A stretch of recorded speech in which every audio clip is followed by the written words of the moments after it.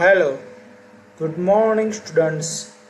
મિત્રો, chapter number 4ના last video લેક્ચરમાં આપણે ઓર્સ્ટેડના બંને પ્રયોગો વિશેનો અભ્યાસ પૂર્ણ કર્યો છે કે જેમાં આપણે ઓર્સ્ટેડનું અવલોકન જોઈ ગયા, જે તમને સ્ક્રીન ઉપર દેખાતું હશે કે તારમાંથી વિદ્યુત પ્રવાહ પસાર થતાં તેની આસપાસના વિસ્તારમાં ચુંબકીય ક્ષેત્ર ઉદ્ભવે છે. રાઈટ. ત્યારબાદ મિત્રો આપણે ચુંબકીય ક્ષેત્ર વિશે અભ્યાસ પૂરો કર્યો કે જેમાં આપણે જોઈ ગયા કે ચુંબકીય ક્ષેત્ર સદિશ રાશિ હોવાથી તેની દિશા જમણા હાથના અંગૂઠાના નિયમની મદદથી મેળવી શકાય છે, જ્યારે તેનું મૂલ્ય બાયો સાવરના નિયમની મદદથી મેળવી શકાય છે. રાઈટ. તો મિત્રો, જમણા હાથના અંગૂઠાનો નિયમ એ આપણે ફર્સ્ટ લેક્ચરમાં પૂર્ણ કરેલો છે, જ્યારે હવે બાયો સાવરના નિયમની મદદથી ચુંબકીય ક્ષેત્રનું મૂલ્ય આપણે કેવી રીતે શોધી શકીએ એના વિશેનો અભ્યાસ મિત્રો આપણે આજના વિડીયો લેક્ચરમાં કરવાનો છે. ઠીક છે, તો ચલો સ્ટાર્ટ કરીએ છીએ બાયો સાવરનો નિયમ.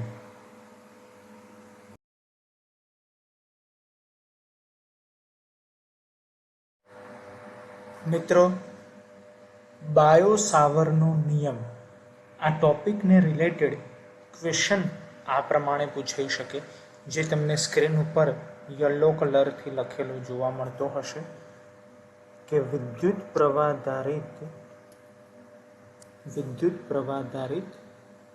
ખંડના કારણે ઉત્પન્ન થતા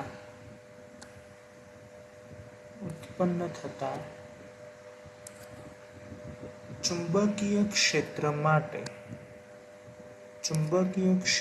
માટે બાયો સાવરનો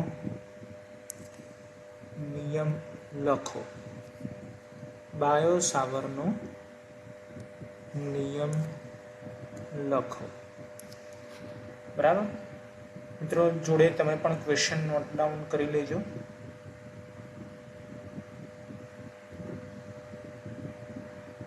વિદ્યુત પ્રવાહધારિત ખંડના કારણે ઉત્પન્ન થતા ચુંબકીય ક્ષેત્ર માટે બાયો સાવરનો નિયમ લખો. તો મિત્રો, સૌપ્રથમ આપણે આ નિયમ સમજી લઈએ અને પછી એ નિયમની સાબિતી આપણે સમજીએ છીએ. તો જુઓ મિત્રો, આપણે ગ્રીન કલરથી નિયમ લખેલો છે, જોડે દરેક જણ નોટ ડાઉન કરી લેજો. આઈડિયલ વેક્ટર જેટલા વિદ્યુત પ્રવાહ ધારિત ખંડના લીધે ખંડની સાપેક્ષે વેક્ટર આર સ્થાન સદિશ ધરાવતા બિંદુ પાસે ચુંબકીય ક્ષેત્ર ડી વેક્ટર બી બરાબર μ0/4π ideal vector cross vector r/r ઘન સૂત્રથી અપાય છે. બરાબર મિત્રો, સૂત્ર ફરીથી જોઈ લેજો, જેને આપણે બોક્સ કરી દીધેલું છે. ડી વેક્ટર બી બરાબર μ0/4π ideal vector cross vector r/r ઘન. રાઈટ. તો મિત્રો, જોડે દરેક જણ આ નિયમ નોટ ડાઉન કરી લેશે. હું ફરીથી રિપીટ કરું છું. આઈડિયલ વેક્ટર જેટલા વિદ્યુત પ્રવાહ ખંડના લીધે ખંડની સાપેક્ષે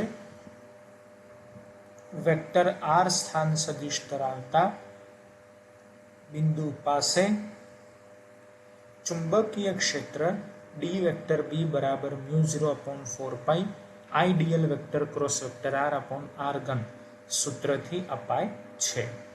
રાઈટ. ચલો, નિયમ દરેકને ખ્યાલ આવી ગયો. હવે આ નિયમની આપણે સાબિતી કરવાની છે. રાઈટ. ચલો, તો હવે આપણે એની સાબિતી જોઈએ છીએ. એના માટે મિત્રો, સ્ક્રીન ઉપર તમને આકૃતિ દેખાતી હશે એ આકૃતિને આપણે ધ્યાનથી સમજવાની છે. બરાબર, સ્ક્રીન ઉપર દરેકને એક આકૃતિ દેખાતી હશે. એ આકૃતિ આપણે સમજવાની છે. આકૃતિને મિત્રો તમે ધ્યાનથી જુઓ તો આપણે એક વ્હાઇટ કલરથી તાર ડ્રો કરેલો છે. તમને દેખાતો હશે, વ્હાઇટ કલરથી એક તાર ડ્રો કરેલો છે. આ તારમાંથી મિત્રો I જેટલો વિદ્યુત પ્રવાહ ઉર્ધ્વ દિશામાં ગતિ કરે છે. I જેટલો વિદ્યુત પ્રવાહ ઉર્ધ્વ દિશામાં ગતિ કરે છે. હવે આ તારથી R જેટલા અંતરે કોઈ એક બિંદુ P આવેલું છે. બિંદુ P જે R જેટલા અંતરે આવેલું છે. તેથી બિંદુ P નો સ્થાન સદિશ કહેવાશે વેક્ટર R. રાઈટ, બિંદુ P નો સ્થાન સદિશ કહેવાશે વેક્ટર R. તો આપણે આ તારના કારણે બિંદુ P પાસે ઉદ્ભવતા ચુંબકીય ક્ષેત્રનું મૂલ્ય અને દિશા શોધવાની છે. રાઈટ, સૌપ્રથમ તો મિત્રો આપણે બિંદુ P પાસે ચુંબકીય ક્ષેત્રની દિશા નક્કી કરી લઈએ. તો મિત્રો એના માટે આપણને ખ્યાલ છે કે ફર્સ્ટ લેક્ચરમાં આપણે જમણા હાથના અંગૂઠાનો નિયમ ભણી ગયેલા. એ નિયમને તમે યાદ કરો તો આપણે કીધું હતું કે જે દિશામાં વિદ્યુત પ્રવાહ ગતિ કરે એ દિશામાં જમણા હાથનો અંગૂઠો ગોઠવવાનું અને પછી આપણી આંગળીઓ જે દિશામાં ભ્રમણ કરે એ દિશા હશે ચુંબકીય ક્ષેત્ર. રાઈટ, જો ચુંબકીય ક્ષેત્ર પછી વિદ્યુત પ્રવાહ વિદ્યુત ક્ષેત્ર આ ત્રણેયમાંથી કંઈ પણ અંદરની તરફ હોય તો ક્રોસ વડે દર્શાવવું, બહારની તરફ હોય તો ડોટ વડે દર્શાવવું. રાઈટ, તો મિત્રો જુઓ તો બિંદુ P પાસે તમે જમણા હાથના અંગૂઠાના નિયમનો ઉપયોગ કરશો તો ચુંબકીય ક્ષેત્ર આપણને અંદરની તરફ મળશે. માટે આપણે અહીં ક્રોસ કરેલું છે. રાઈટ, એટલે બિંદુ P પાસે ચુંબકીય ક્ષેત્રની દિશા તો દરેકને ખ્યાલ આવી ગયો કે અંદરની તરફ છે. રાઈટ, પરંતુ હવે ચુંબકીય ક્ષેત્રનું મૂલ્ય કેટલું એ આપણે નક્કી કરવું છે. તો મૂલ્ય શોધવા માટે મિત્રો આપણે શું કરીએ છીએ કે આખા તારના કારણે કોઈ બિંદુ P પાસે ઉદ્ભવતું ચુંબકીય ક્ષેત્ર આપણે બાયો-સાવર્ટના નિયમની મદદથી ન શોધી શકીએ, પરંતુ તારનો કોઈ એક સૂક્ષ્મ ખંડ લઈએ તો એ સૂક્ષ્મ ખંડના કારણે બિંદુ P પાસે મળતું ચુંબકીય ક્ષેત્ર આપણે શોધી શકીએ છીએ. રાઈટ, એટલે મિત્રો આકૃતિમાં તમે ધ્યાનથી જુઓ તો રેડ કલરથી આપણે dl વેક્ટર લંબાઈ ધરાવતો તારનો એક સૂક્ષ્મ ખંડ દર્શાવેલો છે. દેખાયો દરેકને? રેડ કલરથી dl વેક્ટર લંબાઈ ધરાવતો તારનો કોઈ એક સૂક્ષ્મ ખંડ દર્શાવેલો છે અને એ સૂક્ષ્મ ખંડના કારણે બિંદુ P પાસે ઉદ્ભવતું ચુંબકીય ક્ષેત્ર આપણે મેળવી શકીએ. માટે એ સૂક્ષ્મ ખંડથી બિંદુ P નું અંતર એટલે કે એનું સ્થાન સદિશ થશે વેક્ટર R. રાઈટ, તો હવે આ dl વેક્ટર અને વેક્ટર R બંને વચ્ચેનો એંગલ આપણે આકૃતિમાં દર્શાવેલો છે થીટા જેટલો. બરાબર, થીટા જેટલો છે. મિત્રો જો બિંદુ P ને આપણે તારની લેફ્ટ સાઈડ તરફ દર્શાવીએ તો બિંદુ P પાસે જમણા હાથના અંગૂઠાના નિયમની મદદથી ચુંબકીય ક્ષેત્રની દિશા બહારની તરફ મળે છે. માટે ત્યાં આપણે ડોટ કરીને ચુંબકીય ક્ષેત્રની દિશા દર્શાવેલી છે. બરાબર છે મિત્રો? હવે આપણે આ બાયો-સાવર્ટના નિયમની સાબિતી મેળવવાની છે. ચલો, તો હવે આપણે એની સાબિતી મેળવીએ છીએ.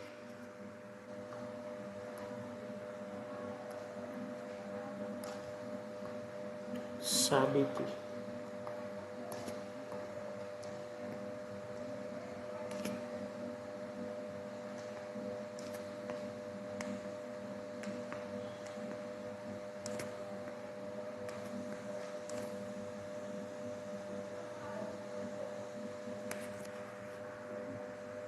મિત્રો પ્રયોગોના આધારે એવું માલુમ પડ્યું કે બિંદુ P પાસે મળતું જે ચુંબકીય ક્ષેત્ર છે એ 4 બાબતો ઉપર આધારિત હોય છે. કઈ કઈ 4 બાબતો? તો પહેલી બાબત કે બિંદુ P પાસે મળતું ચુંબકીય ક્ષેત્ર એ તારમાંથી પસાર થતા વિદ્યુત પ્રવાહ I, તારમાંથી પસાર થતા વિદ્યુત પ્રવાહ I, પછી જે સૂક્ષ્મખંડ આપણે વિચારેલો છે એ સૂક્ષ્મખંડની લંબાઈ dl વેક્ટર અને જે એંગલ છે એ એંગલનું સાઇન મૂલ્ય એટલે કે સાઇન થીટા ના સમપ્રમાણમાં હોય છે.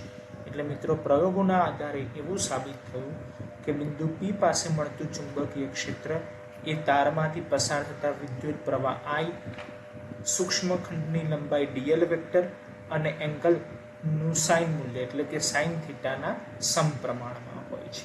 જ્યારે અંતર r ના વર્ગના વ્યસ્ત પ્રમાણમાં હોય છે. અંતર r ના વર્ગના વ્યસ્ત પ્રમાણમાં હોય છે. બરાબર? ચલો તો એ આપણે અહીંયા નોટ ડાઉન કરી લઈએ.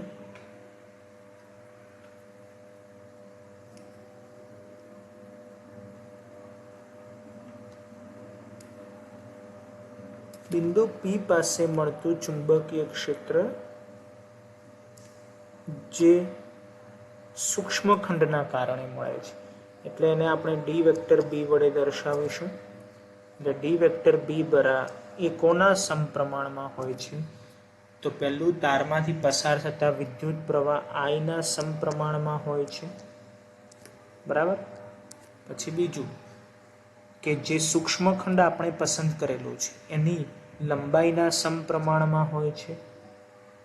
એટલે ડી વેક્ટર બી ચલે છે dl વેક્ટર, બરાબર.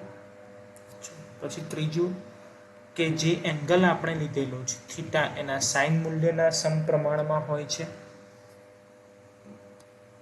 એટલે ડી વેક્ટર બી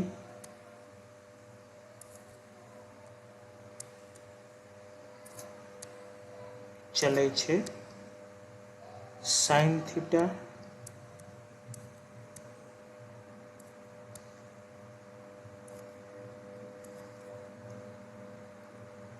અને જે અંતર લીધેલું છે એ અંતરના વર્ગના વ્યસ્ત પ્રમાણમાં હોય છે. એટલે કે ડી વેક્ટર બી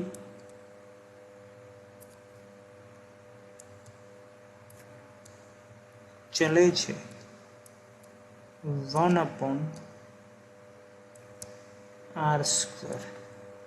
રાઈટ? તો હવે મિત્રો આપણે આ ચારેને સાંકળી લઈએ. ડી વેક્ટર બી ચલે છે I, ડી વેક્ટર બી ચલે છે dl, ડી વેક્ટર બી ચલે છે સાઇન થીટા અને ડી વેક્ટર બી ચલે છે 1/r².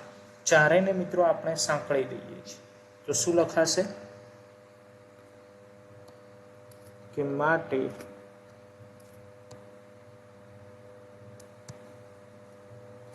ડી વેક્ટર પી ચલે છે I dl sin theta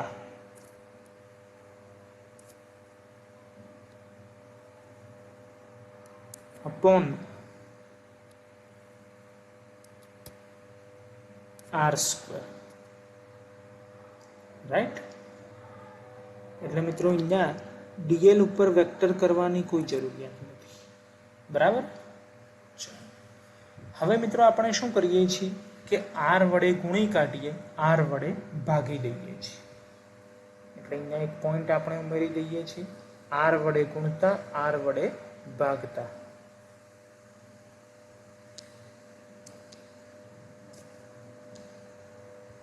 r વડે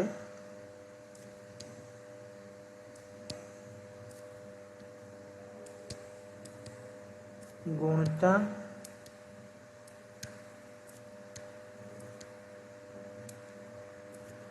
અને ભાગતા.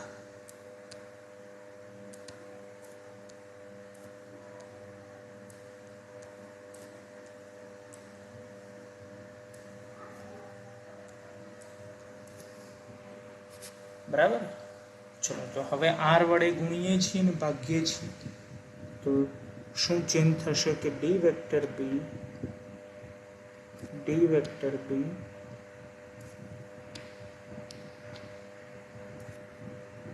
चले छे आइडियल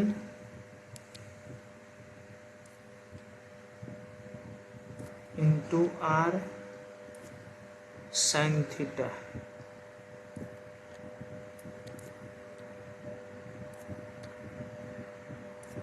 बराबर। तो आपणे आर वडे गुणी काढ्या, हवे आर वडे भागवाना छे એટલે ડિવાઈડ બાય આર ઘન થશે, આર ઘન। બરાબર।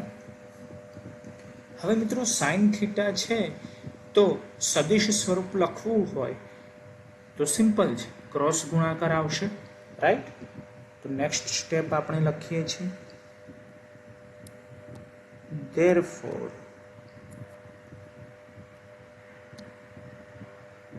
d વેક્ટર b ચલે છે, સદિશ સ્વરૂપ લખવાનું છે, ક્રોસ ગુણાકાર આવશે એટલે sin થીટા દૂર થઈ જશે, એટલે ideal vector cross vector r upon r ઘન લખાશે। आइडियल वेक्टर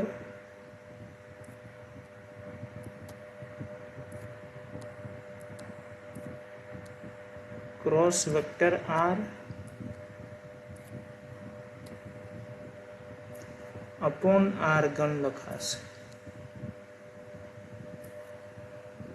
बराबर। आर घन ख्याल आई गयो, साइन थीटा दूर थी गया, क्रॉस गुणाकार आई गयो એટલે સદિશ સ્વરૂપ આવી ગયું। બરાબર। ચલો હવે ચલે છે ની નિશાની દૂર કરીને કોઈક અચળાંક મૂકી દઈએ તો next step therefore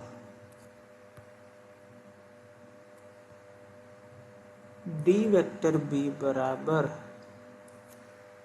μ0 upon 4 pi μ0 upon 4 pi ideal vector cross vector r upon r घन।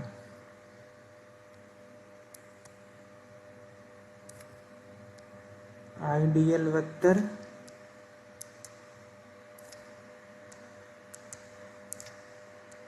क्रॉस वेक्टर r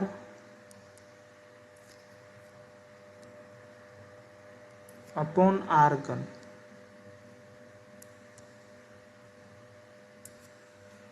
तो मित्रों क्वेश्चन जुओ, एमां आपणे जे नियम लखेलो छे ए नियमनुं सूत्र आपणने मळी गयुं। जो आपणे जोईए नियम आपणे ग्रीन कलर थी लखेलो छे, मळ्युं दरेकने देखाय छे। येलो कलर थी आपणे बॉक्स बनावेलुं छे कि डी वेक्टर बी बराबर μ0 upon 4 pi ideal vector cross vector r upon r घन। ए सूत्र આપણને મળી ગયું છે, તમે જોઈ શકો છો। ડી વેક્ટર બી બરાબર μ0 upon 4 pi ideal vector cross vector r upon r ઘન, જેને આપણે બોક્સ બનાવી દઈએ।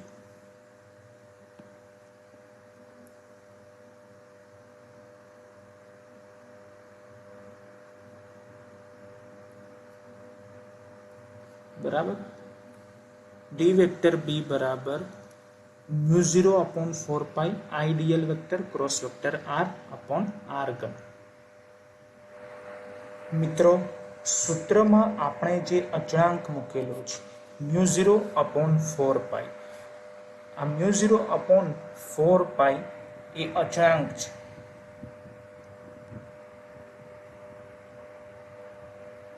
जेमां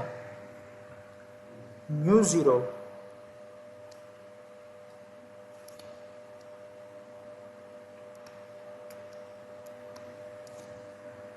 જ્યાં μ0 equal to 0 अवकाशनी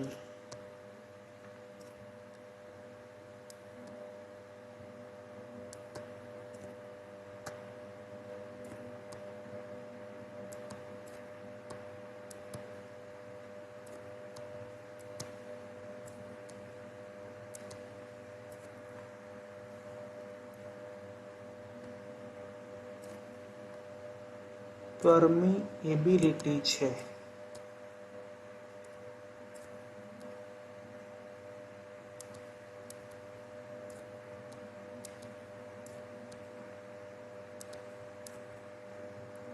ability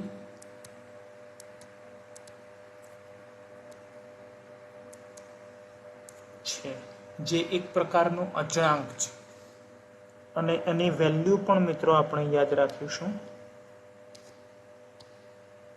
4 pi into 10⁻⁷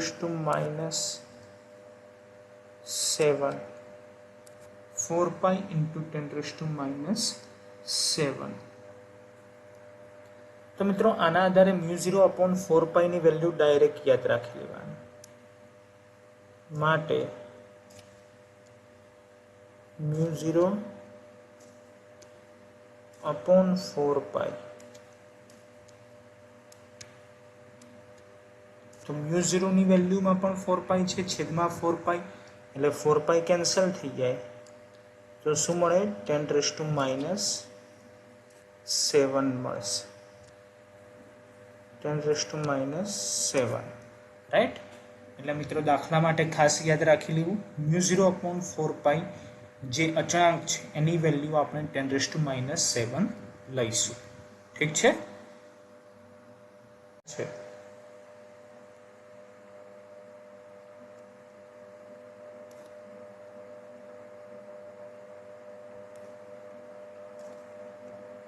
ચુંબકીય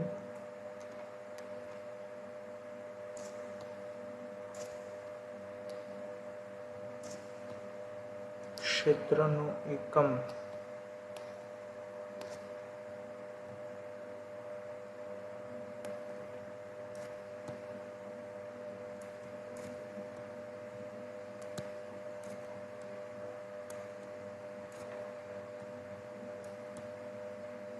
ટેસ્લા એટલે કે કેપિટલ ટી છે.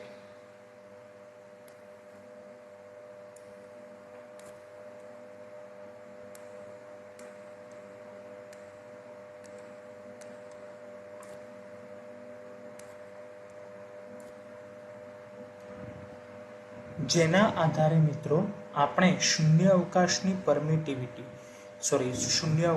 પરમિએબિલિટી એટલે કે μ0 નો એકમ શોધવાનો પ્રયત્ન કરીએ. ચલો તો હવે શૂન્ય અવકાશની પરમિટિવિટી એટલે કે μ0 નો એકમ.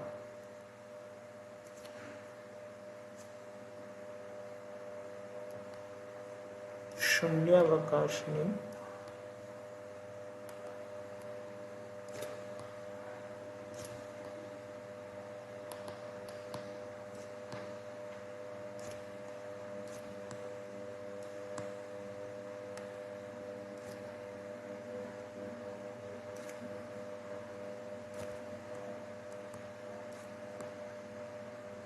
પરમિએબિલિટી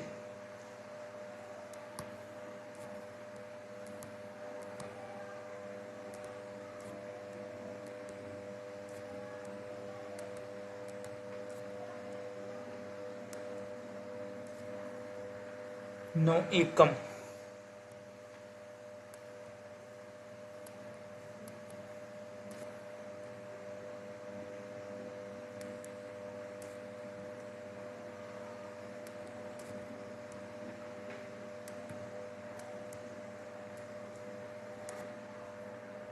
તેના માટે μ0 નું સૂત્ર આપણને ખ્યાલ હોવું જોઈએ. ચલો તો આપણી જોડે આ સૂત્ર છે જે બોક્સ બનાવેલું દેખાય છે દરેકને, એમાંથી μ0 ને કરતા બનાવો. બરાબર. તો સૂત્ર શું થશે? તો dB/r3/IDL થઈ જાય, પણ r કેન્સલ થઈ જાય એટલે dB/r2/IDL થઈ જશે. dB/r2/IDL, right. એટલે માટે μ0 બરાબર સૂત્ર થશે dB/r2/IDL. રાઈટ. અને હવે એકમો મૂકી દઈએ આપણે. ચલો, ડીબી એ ચુંબકીય ક્ષેત્ર છે જેનું એકમ હમણાં જ આપણે કીધું, યાદ રાખીશું, ટેસ્લા. બરાબર. પછી આર એ અંતર છે, તો અંતર એટલે કે મીટર, પણ આર સ્ક્વેર હોવાથી મીટર સ્ક્વેર. છેદમાં આઈ એ વિદ્યુત પ્રવાહ છે, વિદ્યુત પ્રવાહનું એકમ થશે એમ્પિયર, રાઈટ. અને ડીએલ એ અંતર છે, તો અંતરનું એકમ મીટર, તો મીટર કેન્સલ થઈ જશે, રાઈટ. એટલે એકમ બની ગયો tesla into metre, tesla into metre પર એમ્પિયર. બોલો, ક્લિયર છે?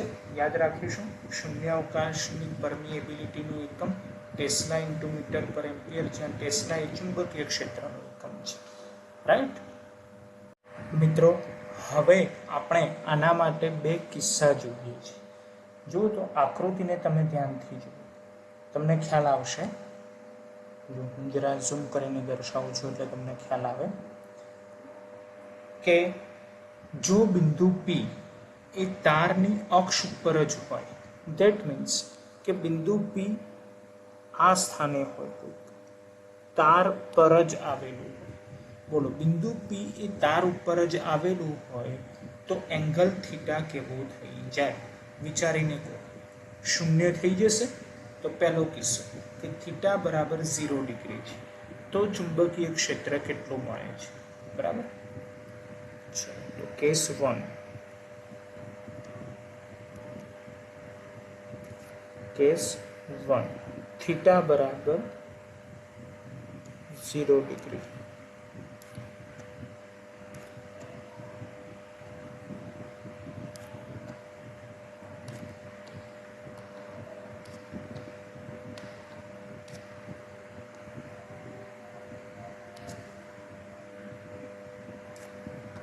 થીટા બરાબર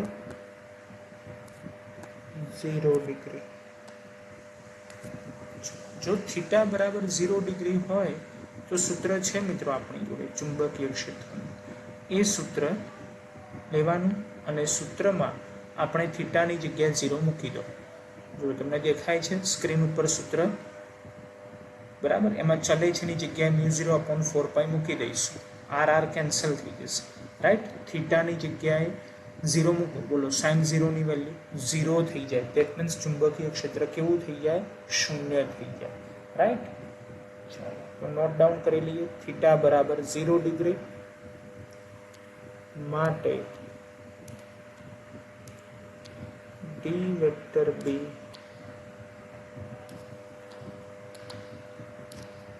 બરાબર 0 મળશે. બરાબર, એકદમ સિમ્પલ છે. ચલો, બીજો કિસ્સો લઈએ છીએ, કેસ 2.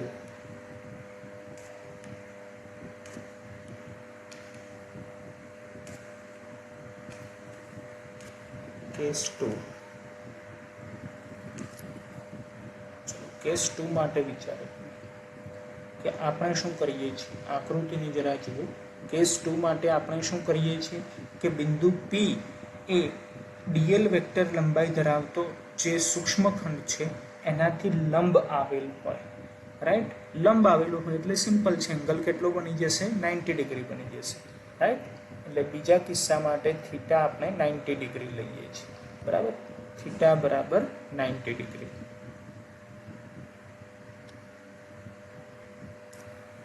થીટા બરાબર 90 ડિગ્રી. ચલો, તો એવા સંજોગોમાં ચુંબકીય ક્ષેત્ર કેટલું મળશે? તો ડી વેક્ટર બી બરાબર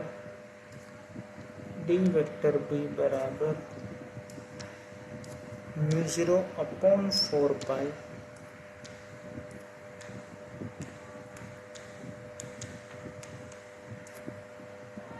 I dl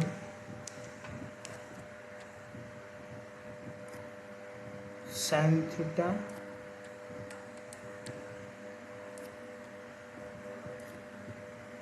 ideal sin theta upon R square. જોજો સૂત્ર આપણે આ રીતે લખેલું છે આના ઉપર. જો ચલે છે ની જગ્યાએ μ0/4π લખી દઈએ. ઉપર નીચે એક આર કેન્સલ થઈ જાય એટલે છેદમાં આર સ્ક્વેર આવી જાય. ખ્યાલ આવી ગયો દરેકને? બરાબર. ચાલો, અને એમાં થીટા બરાબર 90 ડિગ્રી મૂલો તો sin 90 ની વેલ્યુ 1 થઈ જાય. બરાબર. તો સૂત્ર શું મળી જશે? μ0/4π IDL upon R square. IDL upon R square. જે કહી શકાય કે ચુંબકીય ક્ષેત્રની મહત્તમ વેલ્યુ છે.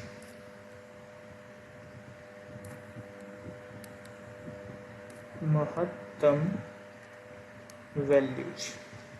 બરાબર. તો મિત્રો વધારામાં આપણે આ બંને કિસ્સા પણ યાદ રાખીશું. બરાબર છે.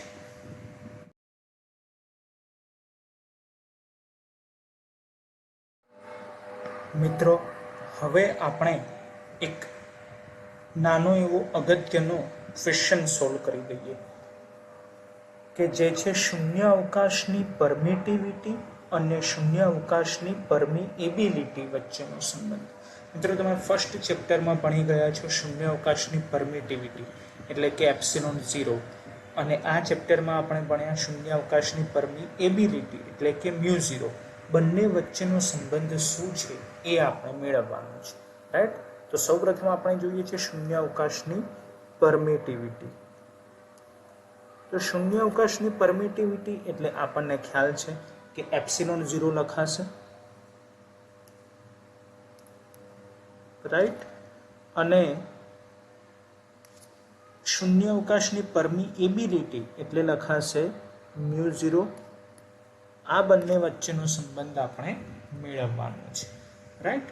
ચલો, તો એપ્સિલોન 0 માટે એટલે કે શૂન્ય અવકાશની પરમિટિવિટી માટે આપણે શું કરીએ છીએ તો કુલમ્બ અચળાંકનું સૂત્ર એપ્લાય કરીએ.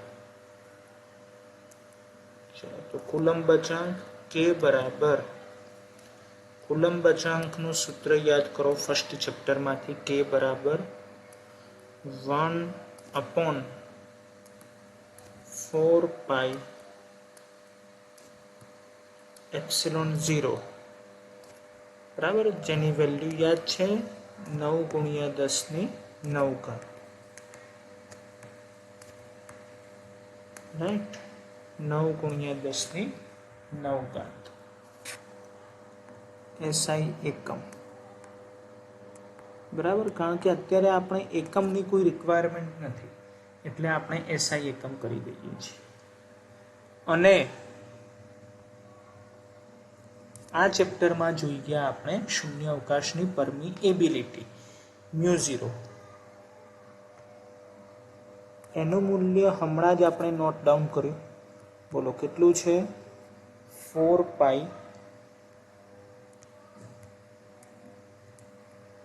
into 10⁻⁷. રાઈટ. પરંતુ જો μ0/4π લખીએ μ0/4π તો ફક્ત 10⁻⁷ રહેશે. રાઈટ. ફક્ત 10⁻⁷ રહેશે.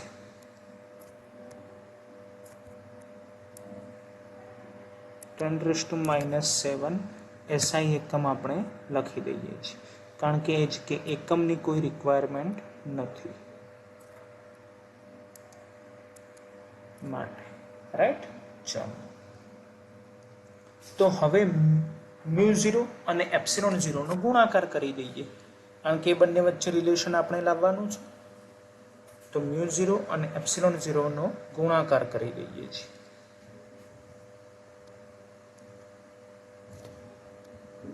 તો μ0 into એપ્સિલોન 0 બરાબર. ચલો, હવે ખાસ ધ્યાન રાખજો આપણે શું એપ્લાય કરીએ છીએ 4π વડે ગુણી કાઢીએ, 4π વડે ભાગીએ છીએ. બરાબર. 4π વડે ગુણતા અને 4π વડે ભાગતા. તો μ0 अपॉन 4π થશે। 4π વડે ભાગી કાઢીએ, હવે 4π વડે ગુણી કાઢીએ તો 4π इंटू एप्सिलॉन 0, 4π इंटू एप्सिलॉन 0 बराबर।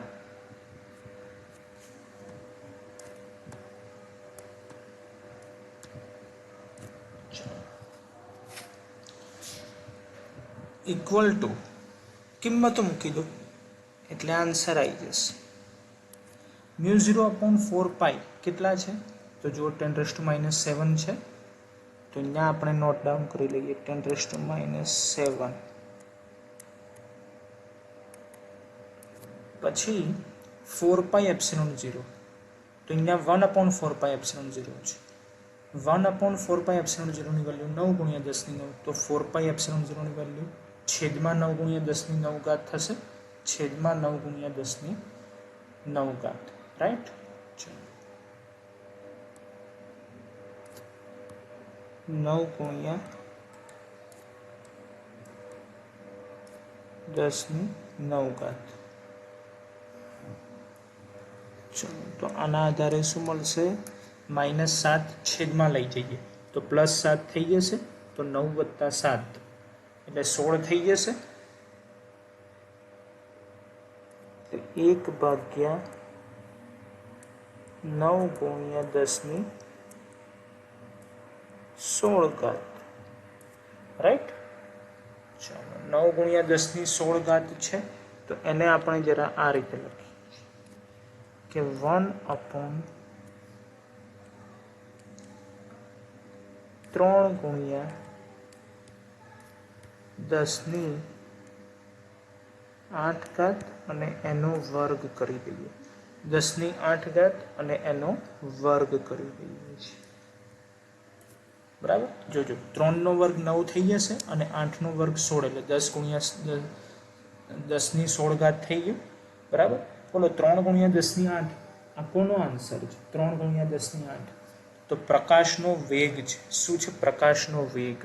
તો આના આધારે મિત્રો કહી શકાય 1/c², 1/c² રાઈટ। તો ફાઇનલ કન્ક્લુઝન એટલે કે ફાઇનલ આન્સર આપણે લખી શકીએ કે માટે c² બરાબર 1/μ0 એપ્સિલોન 0 બરાબર। અને એમાંથી c ને કરતા બનાવો, ચલો c ને કરતા બનાવો તો c બરાબર શું લખાશે? 1/ વર્ગમૂળમાં આવી જશે μ0 એપ્સિલોન 0 બરાબર। જે છે શૂન્ય અવકાશની પરમિટિવિટી અને શૂન્ય અવકાશની પરમિએબિલિટી વચ્ચેનું રિલેશન રાઈટ। તો મિત્રો આ સૂત્ર દરેક જણાએ યાદ રાખવાનું, જેને આપણે બોક્સ બનાવી દઈએ છીએ કે જેથી દાખલા સોલ્વ કરવા માટે આ સૂત્ર આપણને યાદ રહે બરાબર। c બરાબર 1/વર્ગમૂળમાં μ0 એપ્સિલોન 0 બરાબર છે મિત્રો। બાયો સાવરનો નિયમ અને શૂન્ય અવકાશની પરમિટિવિટી તેમજ શૂન્ય અવકાશની પરમિએબિલિટી વચ્ચેનો સંબંધ, બંને ક્વેશ્ચન તમને સ્ક્રીન ઉપર કમ્પ્લીટ દેખાતા હશે તો ખાસ રિક્વેસ્ટ છે કે સ્ક્રીનશોટ લઈ લેવો અને આ બંને ક્વેશ્ચન કમ્પ્લીટ આ જ રીતે એક્ઝામ માટે તૈયાર કરવા, ઠીક છે મિત્રો। તો આ સાથે જ આપણો આજનો વિડીયો લેક્ચર પૂરો થાય છે અને હવે આપણે નેક્સ્ટ વિડીયો લેક્ચરમાં મળીશું બાયો સાવરની નિયમની એપ્લિકેશન સાથે। ધેટ મીન્સ કે નેક્સ્ટ વિડીયો લેક્ચરમાં આપણે જોઈશું બાયો સાવરના નિયમના ઉપયોગો।